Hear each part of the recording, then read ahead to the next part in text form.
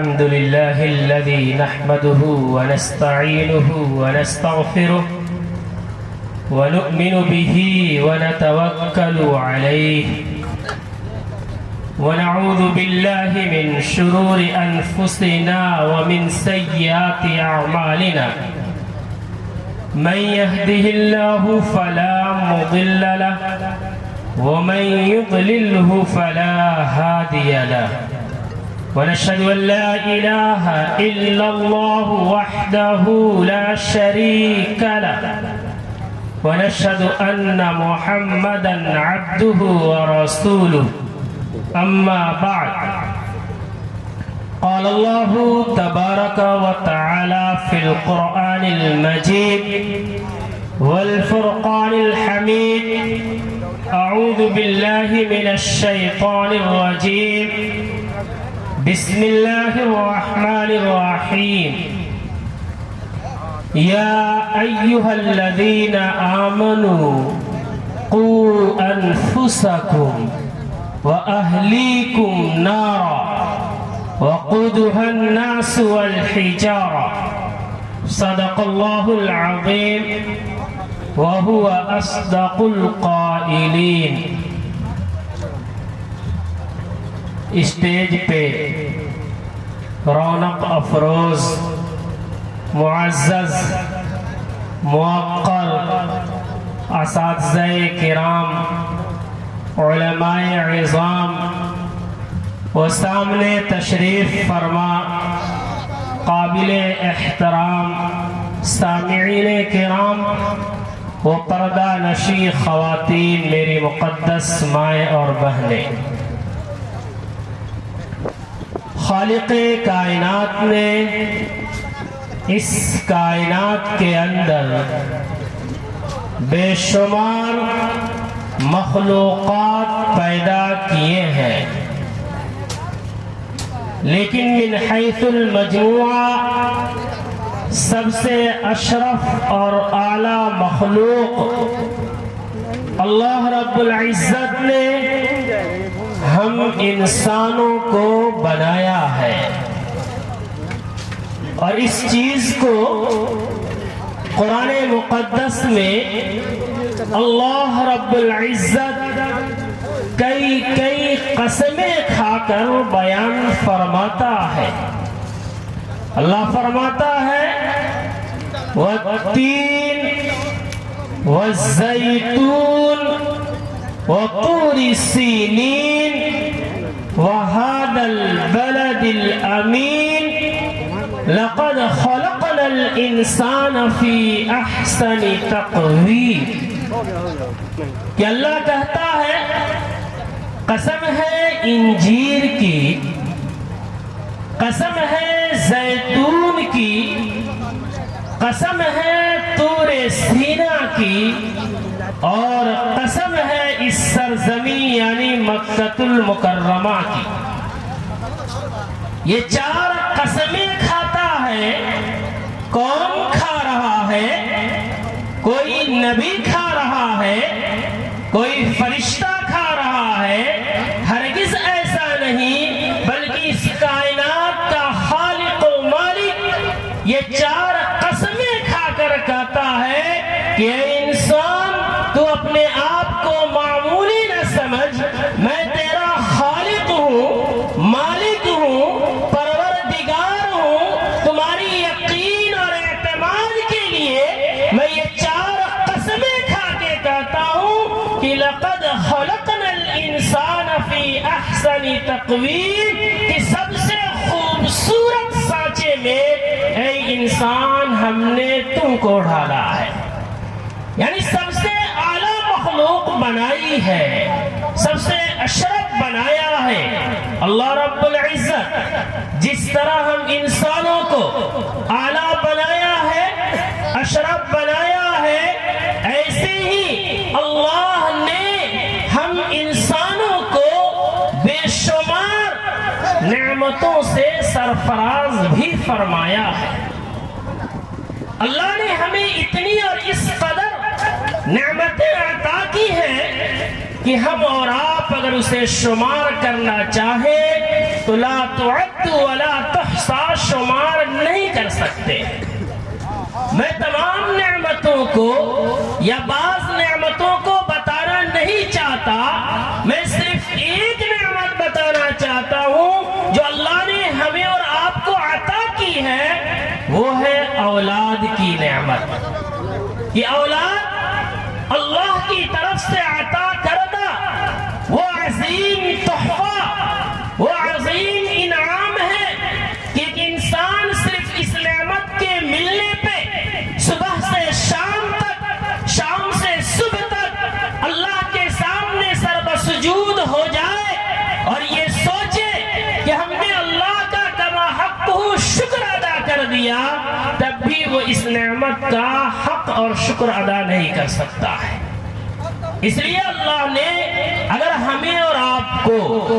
اولاد عطا کی ہے، خواہ وہ بیٹے کی شکل میں ہو یا بیٹی کی شکل میں ہو،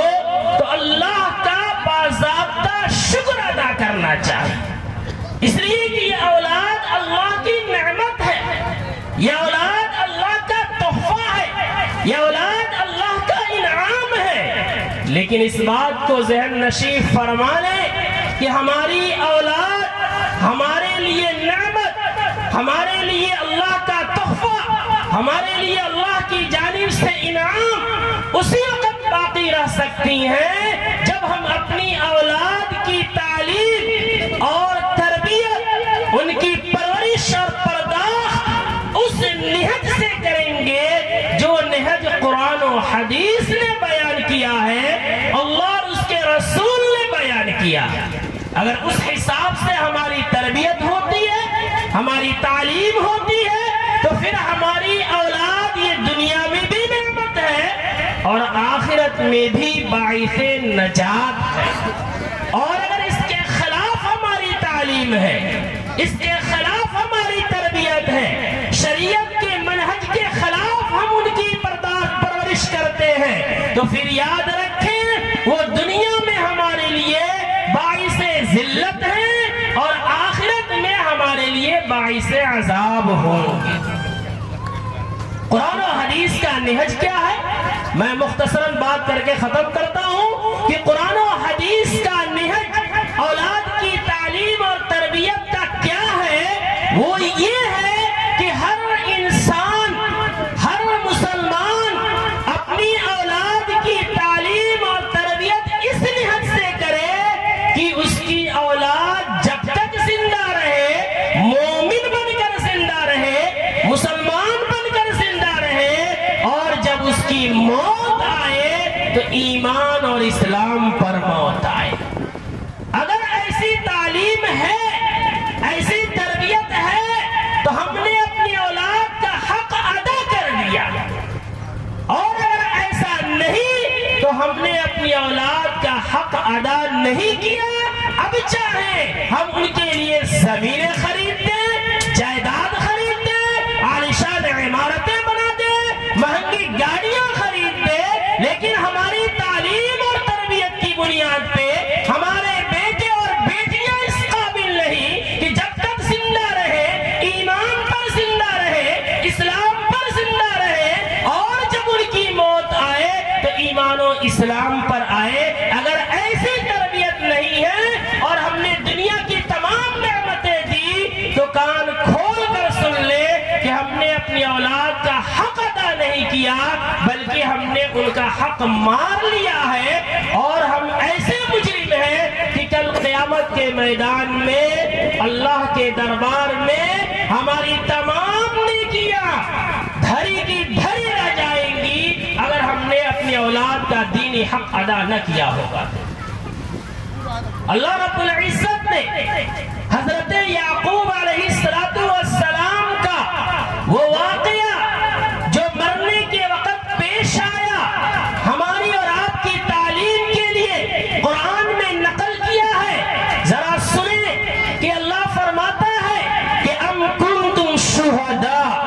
اذ حضر یعقوب الموت اذ قال لبنیہ ما تعبدون من بعدی قالوا نعبد الہک و الہ آبائک ابراہیم و اسماعیل و اسحاق مسلمون کہ حضرت یعقوب علیہ السلام جب قریب پر مر گئے، مرنے کے قریب ہیں، تو آپ کو سب سے بڑی جو فکر دامنگیر ہوتی ہے وہ یہ ہوتی ہے کہ ہماری اولاد ہمارے بعد ان کے ایمان کا کیا ہوگا،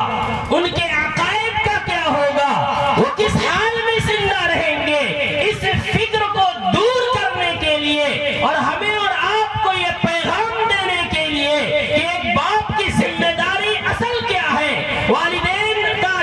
کے ذمے اولاد کا اصلی حق کیا ہے۔ حضرت یعقوب اپنی اولاد کو بلاتے ہیں، جمع کرتے ہیں، ان سے پوچھتے ہیں کہ ما تعبدون من بعدی، کہ بتاؤ میرے بعد تم کس کی عبادت کرو گے، کس کی پوجا اور پرستش کرو گے۔ وہ اولاد بھی ہمارے اور آپ کی اولاد کی طرح غیر تربیت یافتہ یا ناکارہ نہیں تھی، وہ نبی کی اولاد تھی، نبی کی تربیت یافتہ تھی۔ ان اولادوں نے کہا کہ اے ابو جان، آپ نے ہمیں تعلیم دی ہے، تربیت دی ہے، ہمیں بتایا ہے ایمان کیا ہے، عقائد کیا ہے، اللہ کیا ہے، اس لیے آپ مطمئن رہے کہ آپ جب تک زندہ تھے تب بھی ہم آپ ہی کو خدا، آپ ہی کے خدا کو مانتے تھے، اور اب آپ جب دنیا سے جا رہے ہیں تو یہ اطمینان پکڑ کر کے جائیے کہ آپ کے بعد بھی آپ ہی کے خدا یعنی ایک اللہ کی عبادت کریں گے، اور صرف کریں گے ہی نہیں بلکہ اسی حال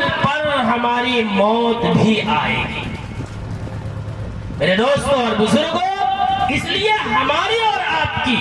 یہ ذمہ داری ہے، اگر اللہ نے ہمیں اولاد دی ہے تو ہم اس کو دنیا کی جو تعلیم چاہیں دیں، لیکن اول مرحلے میں اسے اس قابل بنا دیں، اطمینان پکڑ لیں اپنی تعلیم اور تربیت کے ذریعے کہ ہمارے بعد یا ہماری زندگی میں بھی ہماری اولاد ایک پکے سچے مومن بن کر رہیں گی، اور ہمارے مرنے کے بعد بھی مومن کامل بن کر زندہ رہیں گی، اور رہیں گی ہی نہیں بلکہ کل قیامت کے میدان میں جب ہماری اولاد سے ملاقات ہو تو ایمان کے ساتھ ملاقات ہو اور کفر اور شرک کے ساتھ ملاقات نہ ہو، یہ ہم اور آپ نے ذہن میں بیٹھا لیں۔ اور ظاہر ہے کہ ایمان کی تعلیم، عقائد کی تعلیم اور آخرت کے فلاح و بہبود کے لیے، اسلامی شناخت کے ساتھ زندہ رہنے کے لیے اور رکھنے کے لیے ضروری ہے کہ ہم اپنے بچوں کو جہاں دنیا کی عصری علوم کے لیے اعلیٰ سے اعلیٰ اسکول اور کالجز میں ان کا داخلہ کرتے ہیں، یقیناً کریں، لیکن اس کے ساتھ ہی یا اس سے پہلے ہی اپنے بچے اور بچیوں کو ان دینی مدارس میں، مکاتب میں، ان اداروں کا رخ کرائیں تاکہ ہمارے بچے اور بچے گرچہ مکمل حافظ نہ بنے، مکمل عالم نہ بنے، لیکن قرآن و حدیث کی اتنا علوم حاصل کر لے کہ حلال و حرام کا امتیاز کر سکے، اپنے ایمان اور عقائد کی حفاظت کر سکے، اور انسانیت کے حقوق کی شناخت اور پہچان کر سکے۔ اس لیے ہمیں اپنے بچوں کو،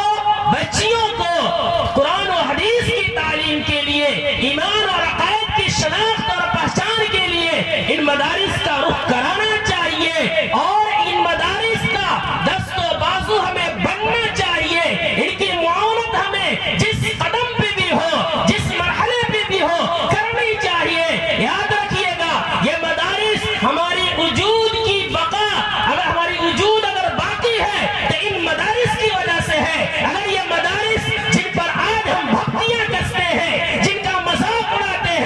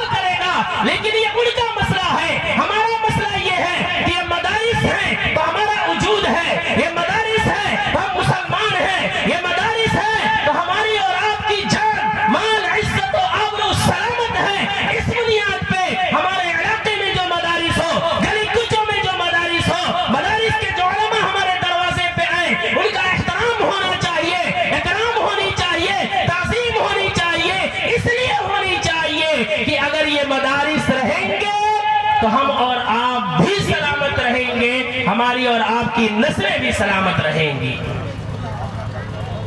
اس لیے کہ بالخصوص